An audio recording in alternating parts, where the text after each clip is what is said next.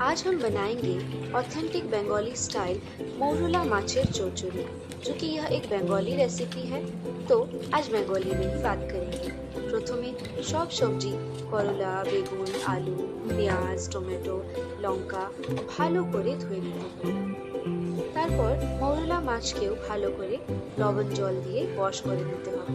এবার মাছের মধ্যে একটু হলুদ আর লবণ দিয়ে ভালো করে মাখিয়ে রাখতে হবে। এই অথেন্টিক ভিলেজ স্টাইল মৌরলা মাছের চচ্চড়ি আমি আমার বাবার থেকে শিখেছি, আর আমার বাবা শিখেছিলেন আমার ঠাকুমার। একটু আদা, রসুন, কাঁচা লঙ্কা কুচি করে নিতে হবে। তারপর আলাদা করে নারকেল, সর্ষে, গোটা জিরে, শুকনো লঙ্কা বেটে নিতে হবে। একটা বড় বাসনে এই সব সবজিগুলো একসাথে নিয়ে নিতে হবে। তার মধ্যে অ্যাড করুন হলুদ গুঁড়ো, ধনে গুঁড়ো, জিরে গুঁড়ো, লবণ, কুচি করা আদা, রসুন, লঙ্কা দিয়ে দিন। এর সাথে নারকেল, গোটা জিরে, সর্ষে, শুকনো লঙ্কা বাটা আর সবচেয়ে ইম্পর্টেন্ট সর্ষে তেল।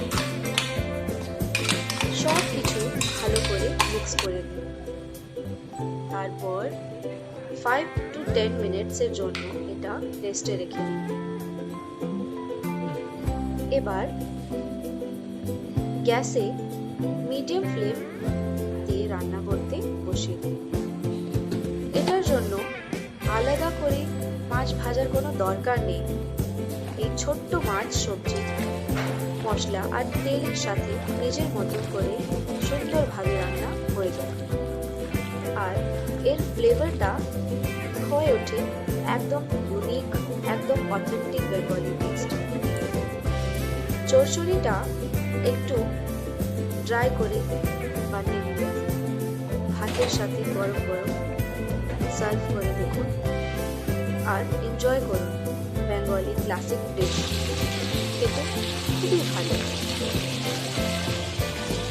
ভিডিওটা ভালো লাগলে লাইক, শেয়ার আর সাবস্ক্রাইব করতে ভুলবেন না।